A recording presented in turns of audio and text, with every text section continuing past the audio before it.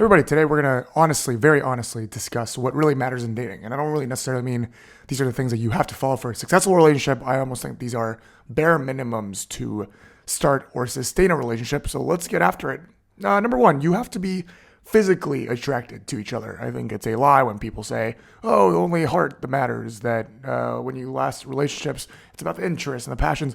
Those things are the follow-throughs. Those things matter, and those things can make a person look more attractive, but you have to be physically attracted to one another. That is the initial spark, initial understanding of one another, because before you meet someone, the only thing you know about that person is the look, and in order to approach that person, in order to get to want to approach that person, you have to be physically attracted. And you don't have to date the most attractive, most handsome, most pretty person in the world. In fact, you will most likely not date the most attractive person in the world, because like me, those of you watching, you're probably also not the most attractive person in the world. But you should date someone, / you should go for someone that you are physically attracted to, and you're probably more than likely, if not most likely, to go after someone that you find attractive. I've found cases of people that I found attractive that other people don't find attractive, but I still think they are of candidacy. Not that I'm picking a candidate, but you go after someone that you're physically attracted to. That has to be there for that initial spark. And then comes the second thing, which is humor and interest and things that you can share, things that you would hit it off. There are people that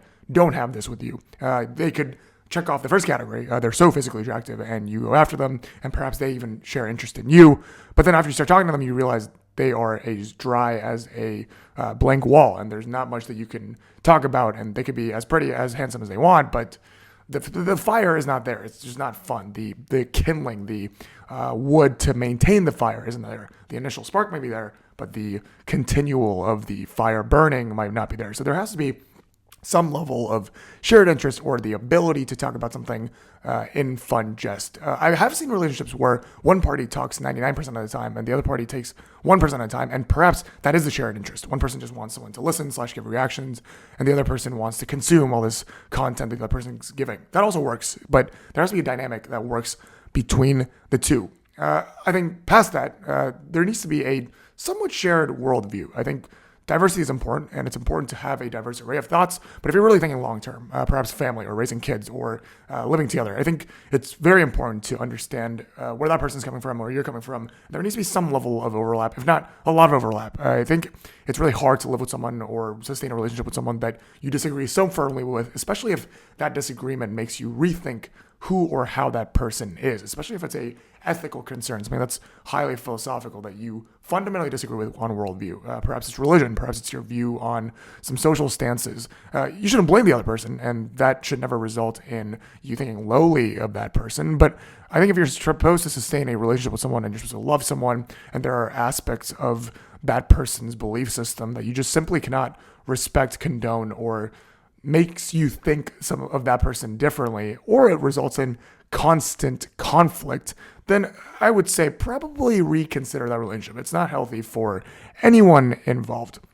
As a follow-up to that, as a supplement, I think family view is also important. If you're really thinking about long-term, you need to think about where their family comes from, where your family comes from. If they disagree, for the peace of the families, I think it's important to reconsider. Of course, there are flexible things, and maybe you guys are madly in love. You guys agree on things. It's just that your family, their family disagrees on things. You should always prioritize yourself and never live only for your family. But as a pretty family-oriented person, I think it's important to consider / respect the people that have raised you all along. And if they truly cannot stand this person, or their family truly cannot stand your person, I think that will inevitably result in longer-term conflicts that you will probably not enjoy. And you are unsure of what that person will be like as a family person as opposed to a dating person. Those two are different entities, in my opinion.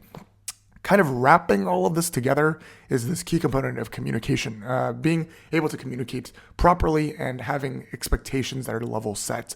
I don't necessarily mean you have to over communicate all the time. In fact, I think some couples prefer not to over communicate, and I've seen couples go a week or so without texting, or they prefer calling over texting, or they don't need to report every single aspect of their life, or some couples want to respect and report every aspect of their life. Even if they're, taking a bathroom break at lunch, they want to say, hey, I'm actually at my bathroom break at lunch.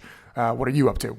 I think it's just important to understand where the other person is coming from and realizing and trying to compromise of what they want in communication and what you want in communication. And on a slight tangent to that note, I think language is important. I've seen people who don't necessarily speak each other's language do relatively well and communicate perhaps through a third language or a broken version of the other languages, but I'm sure that there are barriers to having that, and I think having the ability to communicate properly is almost essential in dating/relationships. Spending and monetary expectations kind of within worldview, maybe family view, but this is going to be inevitably a point of conflict. I've heard that the number one reason of divorce is actually financial reasons. So if you have to consider longer term, and especially even in the beginning, as you pay for bills or go to different activities, if you start recognizing that this person has just a completely different habit/lifestyle than you, I think that will carry over to how you live life as a family, with kids, with being parents. But I think that's something that you can notice relatively early on, and especially if things start stacking up and perhaps that person is making way more than you, there needs to be conversations that to be had in saying what you're comfortable with, what's going to work out, because you don't want these things to boil up and end up popping later when you're going broke, or maybe they're going broke.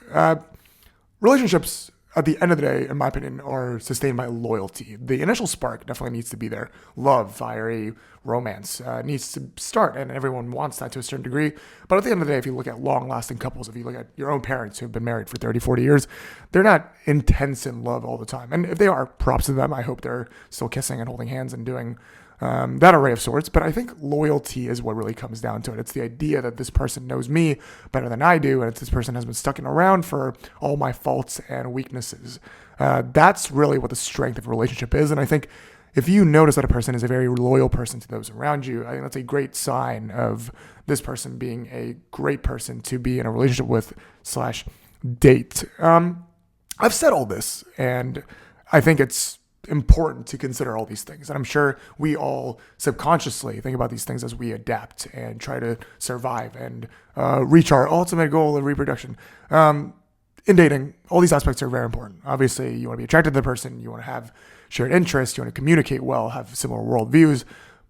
But amidst all this, in my experience, if you like someone, you just like someone. And once you like someone, everything they do seems likable. But the moment that they seem unlikable, or you start not liking that person, everything they do seems unlovable. So all of this is really to say that you should just go after who you really like. Don't overly consider all these things. I think if you look at a couple and if you assess them, it's probably predictable where that relationship will go based on some of these criteria. But ultimately, I think we all deserve to go after someone we actually like and see where it goes. Perhaps true love, unconditional love, is about compromising and looking past some of these things and realizing that there probably is no perfect relationship, and it's okay to admit these faults and come from different places and have different expectations. But ultimately, if you truly love that person, you will probably go out of your way to fix yourself or compromise to give this relationship, give this love, give whoever it is your best. Certain odd examples, especially I've seen in New York, of couples that somehow work, but I can't fathom how they work, are couples that go out separately every single weekend. They sometimes go on dates during the week, but they have their boys, they have their girls, and they go party Friday, Saturday, Sunday, independently. And I'm not entirely sure what the point of that kind of relationship is. But outside of that, I think these are good aspects / attributes to have in relationships, and I hope to talk more on dating, but reality is, in one sentence conclusion, I am still single. So what is the point of talking about any of these if I can't follow it myself? As always, I thank you guys for watching. I hope you found this interesting. Share your dating aspect stories, disagreements down below. And I truly look forward to the next time I talk about these things, because I love talking about them. But again, in conclusion, I'm single. So who am I really to talk about these things? As always, thank you guys for watching. Reach me on Instagram, Twitter, YouTube comments, and I'll see you guys next time. Let's go.